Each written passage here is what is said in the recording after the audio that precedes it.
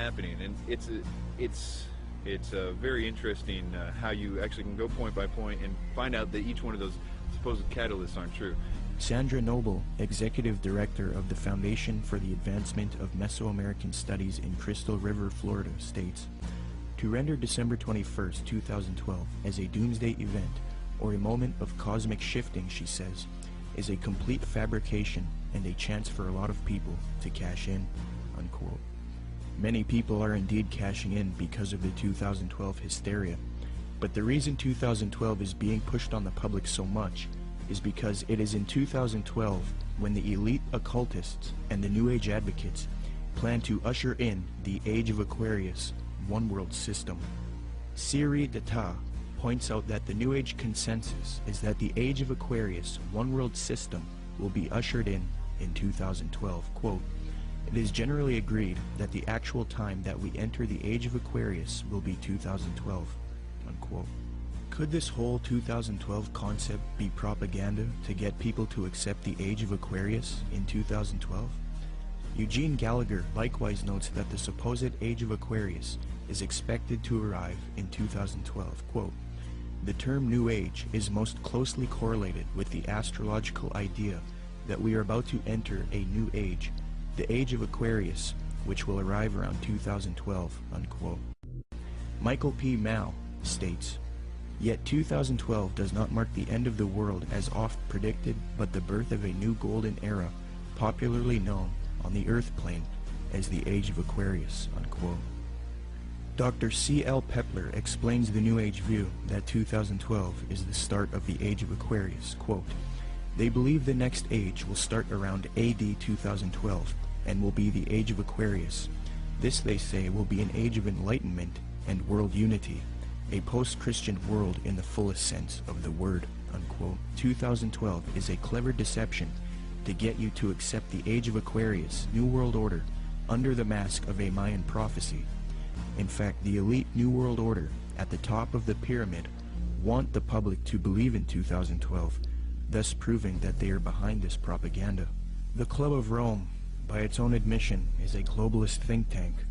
The aim of this organization, founded by Erwin Laszlo, is to solve the world's problems and erect a solution, a new world order, one world government, the same theme we have been talking about in the film. On January 31st, 2009, the Club of Rome held the Future of the American Hemisphere Conference. Francesco Stippo kicked the conference off with a speech. Francesco Stippo is a member of the U.S. Club of Rome. He authored the book World Federalist Manifesto, Guide to Political Globalization, where he states, quote, "Political globalization is the creation of a world government which regulates the relationships among governments."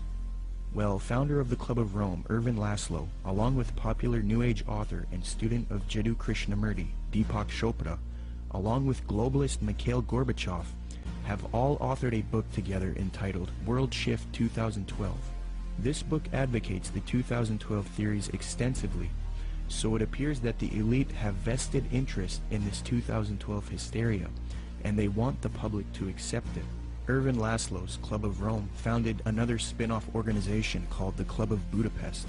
Now, it is this elite organization, the Club of Budapest, which is promoting 2012 and the New Age ascension beliefs to the public. New Age members of the Club of Budapest include Robert Mueller, former General Secretary of the UN, and Barbara Marx Hubbard, who stated, quote, "We have been projecting the transformation in 2012. It is happening now," unquote. Founder of the Club of Budapest, Erwin Laszlo, is also featured on the Pro-2012 Ascension website, worldshift2012.org. This website heavily promotes the idea that the world is about to end in 2012 if there isn't a transformation based on consciousness resulting in a new global order. Under the Partners section of the website, the State of the World Forum, which Zeitgeist is connected to, is listed on the site. This ties the New World Order to 2012 in that the 2012 hysteria is being pushed by the New World Order to the public to rally humanity together for a one-world government. Under the endorsement section of the worldshift2012.org site, Mikhail Gorbachev is also listed. Mikhail Gorbachev, the Communist New World Order advocate. Thus, it is quite clear that the global elite want people to believe in 2012 so that they can achieve their Age of Aquarius one world system, which they now claim will emerge in 2012. It's a very clever deception that a lot of people have fallen for. Will anything happen in 2012? Maybe. Will it have to do with any prophecy of Maya? No. If anything does happen, it will be the New World Order who engineers it and ushers in their global system.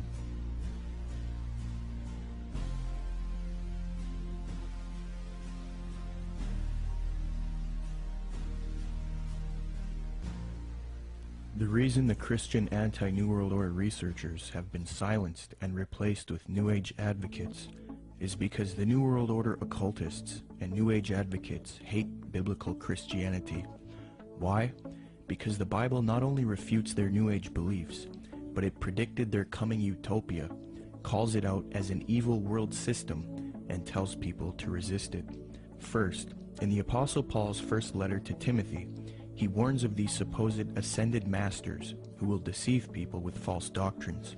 Quote, "The Spirit clearly says that in later times some will abandon the faith and follow deceiving spirits and things taught by demons.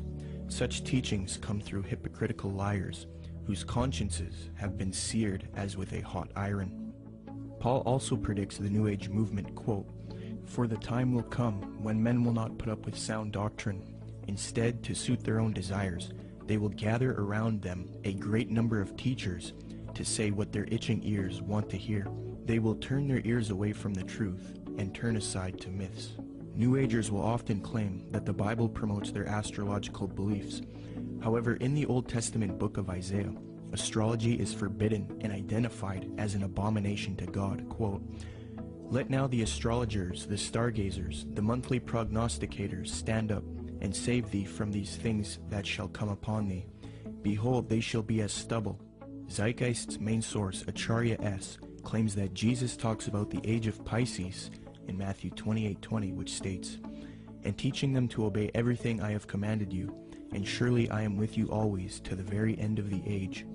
However, although the zodiac was around in 1st century Palestine, the age concept was not around yet, so the biblical writers could not have been referencing the astrological age. Dr. Noel Swerdlow, professor of astronomy and astrophysics at the University of Chicago, states, "Within which group of stars the vernal equinox was located was of no astrological significance at all. The modern ideas about the age of Pisces or the age of Aquarius are based upon the location of the vernal equinox in the regions of the stars of those constellations. So when this woman says that the Christian fish was a symbol of the coming age of Pisces, she is saying something that no one would have thought of in antiquity." Unquote. When Matthew 28:20 talks about the end of the age, or in Greek, the end of the eon, he is not talking about astrological ages, as this concept was not around yet. The age referred to is that of Jewish understanding. As J.P. Holding remarks, quote, "Zeitgeist is correct that when Jesus refers to the end of the eon, he doesn't mean the end of the world. However, he is also not speaking of the astrological age of Pisces. Rather, in the 1st century Jewish thought, there was an awareness of the current age, Ha-Alom Ha-Zeh, and the age to come, Ha-Alom Ha-Ba. The distinction between the two appears both in the New Testament and in other Jewish writings. This has nothing to do with astrology." Unquote. Zeitgeist merely tried to deceive the public into the New Age worldview by distorting the biblical data, which actually condemns astrology. Moreover, Jesus, Paul, and John predict this coming world teacher, Antichrist or Maitreya, and the New World Order, one world government. And it is this reason that the elite and the New Agers hate true biblical Christianity. Paul writes in 2 Thessalonians, quote, "That you not be quickly shaken from your composure or be disturbed either by a spirit or a message or a letter as if it is from us, to the effect that the day of our Lord has come. Let no one in any way deceive you, for it will not come unless the apostasy comes first, and the man of lawlessness is revealed, the son of destruction, who opposes and exalts himself above every so-called God or object of worship, so that he takes his seat in the temple of God, displaying himself as being God. And you know what restrains him now, so that in his time he will be revealed. For the mystery of lawlessness is already at work. Only he who now restrains will do so until he is taken out of the way. Then that lawless one will be revealed, whom the Lord will slay with the breath of his mouth, and bring to an end by the appearance of his coming. That is the one whose coming is in accord with the activity of Satan, with all power and signs and false wonders. Jesus Christ warned of the Antichrist and false Christs. He says not to believe anyone who says, "Look, the Christ has returned." For Jesus Christ's real glorious second coming comes after the false Christ, or Antichrist, deceives the world. Matthew 43 states, "And Jesus answered and said to them, See to it that no one misleads you, for many will come in my name, saying, I am the Christ, and will mislead many. Then they will deliver you to tribulation and will kill you, and you will be hated by all nations because of my name. Then if anyone says to you, Behold, here is the Christ, or there he is, do not believe him. For false Christs and false prophets will arise, and will show great signs and wonders, so as to mislead if possible even the elect. Behold, I have told you in advance. So if they say to you, Behold, he is in the wilderness, do not go out. Or, Behold, he is in the inner rooms, do not believe them. For just as the lightning comes from the east and flashes even to the west, so will the coming of the Son of Man be. But immediately after the tribulation of those days, the sun will be darkened, and the moon will not give its light, and the stars will fall from the sky, and the powers of the heavens will be shaken. And then the sign of the Son of Man will appear in the sky, and then all tribes of the earth will mourn, and they will see the Son of Man coming on the clouds of the sky with power and grace. In the book of Revelation, the Apostle John warns about this evil world teacher who humanity worships as he claims to be God. And he opened his mouth in blasphemies against God, to blaspheme his name and his tabernacle, that is, those who dwell in heaven. It was also given to him to make war with the saints and to overcome them. And authority over every tribe and people and tongue and nation was given to him. All who dwell on the earth will worship him. Everyone whose name has not been written from the foundation of the world in the book of life of the Lamb who has been slain. And he causes all, the small and the great, the rich and the poor, and the free men and the slaves, to be given a mark on their right hand or their forehead. And he provides that no one will be able to buy or sell, except the one who has the mark, either the name of the beast or the number of his name. Here is wisdom. Let him who has understanding calculate the number of the beast, for the number is that of a man, and his number is 666. John then talks about how the leaders of the world will form a one-world system and give authority to the Antichrist, or false world teacher. Quote, "The 10 horns which you saw were 10 kings who have not yet received a kingdom, but they receive authority as kings with the beast for 1 hour. These have one purpose, and they give their power and authority to the beast. These will wage war against the Lamb, and the Lamb will overcome them, because he is Lord of lords and King of kings, and those who are with him are called and chosen and faithful." So if this Maitreya is real, and if he has the support of the New World Order, and if he plays a role in the coming world system, there is a high potential that he is in fact the Antichrist. We will have to wait and see. The Bible talks about how the real Lord Jesus Christ will return after this world system is created, and this world teacher deceives the planet. Revelation 6 says, "Then the kings of the earth, the princes, the generals, the rich, the mighty, and every slave and every free man, hid in the caves among the rocks of the mountains. They called to the mountains and the rocks, Fall on us and hide us from the face of him who sits on the throne and from the wrath of the Lamb. For the great day of their wrath has come, and who can stand?" The time that it's talking about in the Bible is actually going to be a time when the world is going to be extremely happy to be in this new system. And that includes people that right now think that they know all about the New World Order and all this stuff. Those people, included with the rest of the world, are going to be happy with being in the new system.